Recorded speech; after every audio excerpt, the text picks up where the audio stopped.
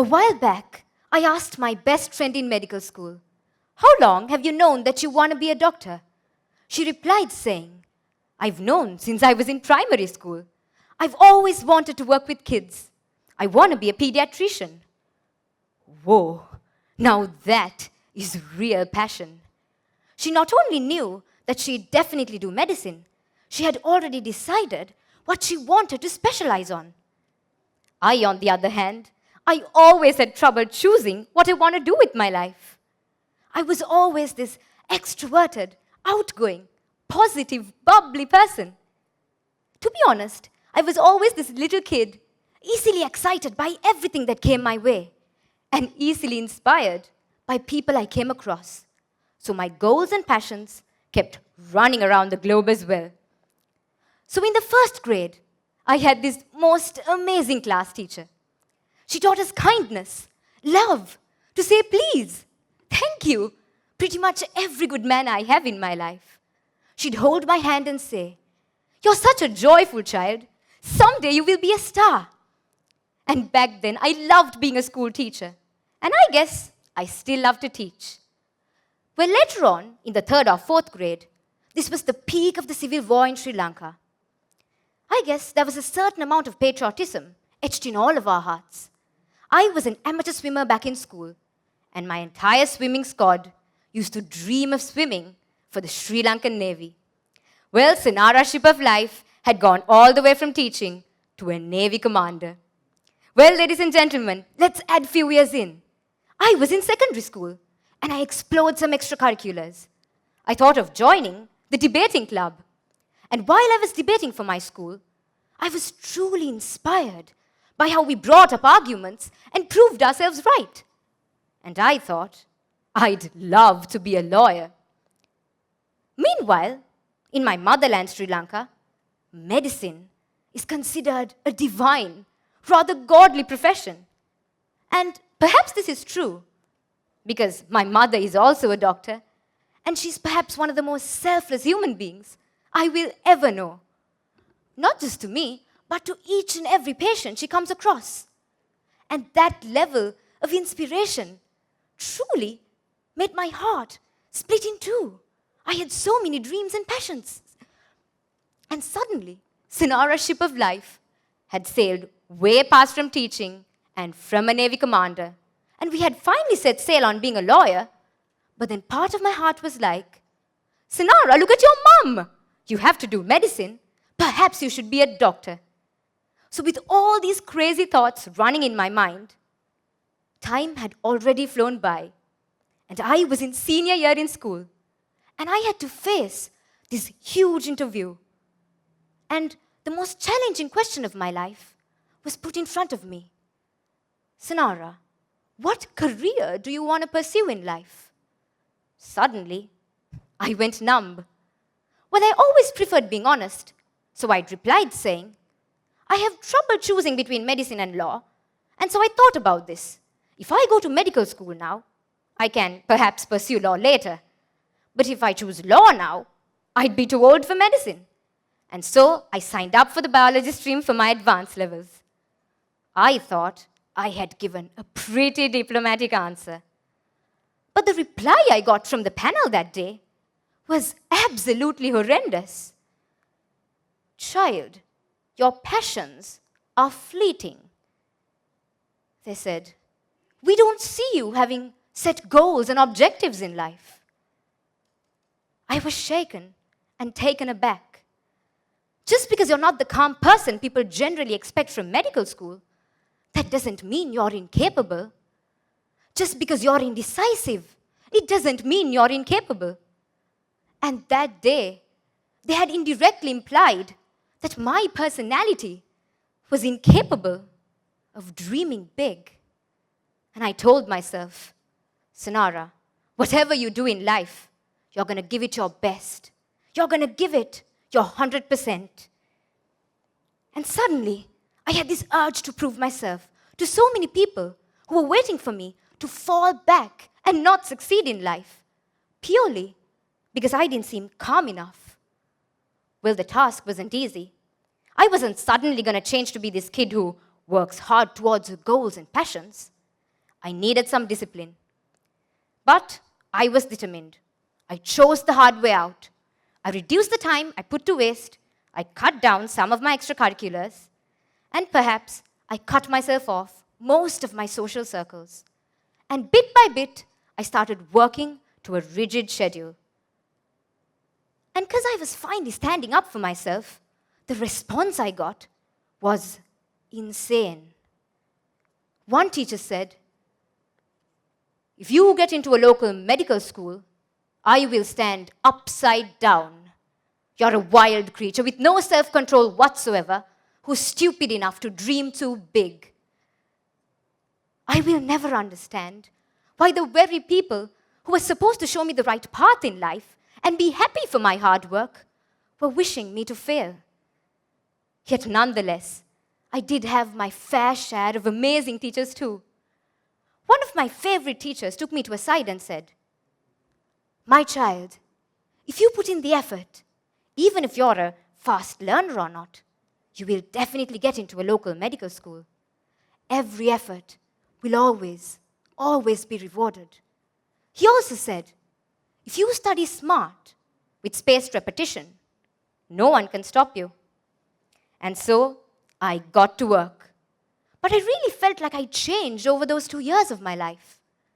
I went from a bubbly, cheerful Senara to a more goal-focused version of myself. And my best friend said, "Senara, you're not as cheerful as you used to be. And because of that, we don't want to reach out to you and burden you with our problems anymore. So you're losing most of your friends." And suddenly, the large friend circle I had around myself started shrinking and shrinking. And it felt like I was by my own, and I was just doing my thing. And this was pretty tough for my extroverted personality, because my happiness depended on having good company around me. And eventually, I started slumping into my own little blue cloud. And in the meantime, with my teachers constantly telling me that I was incapable, at some point, I started to believe that perhaps I was. And the naive little Senara, who was crippled beneath the tough face I was showing the world, was truly hurt and broken apart. My self-esteem and confidence, along with my grades, started plummeting. And Senara's turbulent ship of life was taking a deep dive into the abyss of an endless, lonely ocean. And just like that, sometimes you tend to lose yourself in the process of battling numerous obstacles. But I also learned that there are few things that you can do to still find your purpose in life. Firstly, never give up on your dreams, no matter what people say. Secondly, you got to make some sacrifices in terms of your social circles, in terms of your friends, and many more. And thirdly, when you hit rock bottom, reach out. Don't isolate yourself. First, reach out to your family, to your parents, your siblings. Even I did. And I guess that's what saved me from all the trauma and loneliness I was going through. My dad would constantly assure me and remind me of the good things I had in my life. And that kept me going. But if you feel like you can't open up to your parents, well, then at least open up to any trustworthy adult that you can talk to. So I realized that if you do open up, you will realize that there's at least one little human being who's always ready to listen and help you out. So in the end, I didn't give up. I decided that I will prove myself to all these people. But it was a lonely, exhausting ride. Well, a few months in, I survived my advanced levels. But I realized that I hadn't completely healed from all the trauma that I went through. I had still lost a lot of friends. If success meant that I should lose myself in the process, well then, what's the point? So before starting college, I really sat and worked on rediscovering myself. The process of healing wasn't easy. It took me hours and hours of contemplating life. Initially, I was pretty aggressive about everything that I had to go through. Why did everyone constantly try to pull me down? Why did no one show me the right path? I started to despise people. I was just 17. We were just kids. I had completely locked away everything I loved. My friends, my leisure activities, that pretty much make up all my joy, simply to prove myself. And yet, people still don't understand. So it took me a while to calm down. And finally, I reached out to my friends. And the first thing that most of them said was, forgive them, Senara, for what they did, and move on. Go back to your good old self and start a new life. We'll always be there for you. And so, I decided I will go back to the good old, cheerful, bubbly Senara I used to be. But that doesn't mean I should compromise on myself or my goals either. It's just that you shouldn't take it too hard on yourself. You shouldn't draw your boundaries that high and cut yourself off society. So if you're a 17-year-old or a 23-year-old and struggling like myself, reach out. Talk to your friends. Talk to someone, anyone you can trust. Well, to be honest, I was one of the fortunate ones because I stepped out of that trance and came back to reality. But some of my friends had to repeat the exam. Some of my friends just gave up. But what you have to remember is that life is filled with endless opportunities. So always have faith in yourself. So golden rule number 4, you shouldn't take it too hard. And you should always give yourself a second chance. And I finally got my results. And I got into medical school. I was overjoyed. My dream had come true. And after walking into college, I realized that I had met the most inspiring senior brothers and sisters, and this was the perfect place for me to turn a new leaf in life. And it was at college that I really figured out that final sprinkle of pixie dust that you need to face your obstacles. Be yourself. It is then that you will find the perfect blend of passion and purpose. I realized that I was very passionate about being a doctor, but my purpose in life was to help people, to share my story, and instill hope in others' lives too. So I reached out to students in our medical faculty who were struggling academically, mentally, and even financially. I started teaching students in my free time. I'm currently teaching 2 beautiful girls, and seeing them improve is truly fulfilling. And even when any of my friends are in need of someone to listen, I always make sure that I'm always there. I realized that rediscovering myself in the face of adversity really made me a more approachable person than I ever was before. So fast forward to this very month.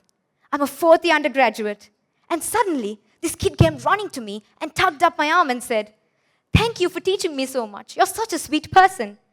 It was then that I realized that I had truly rediscovered myself, and I had become a stronger human being who was capable of changing many lives simply by being myself.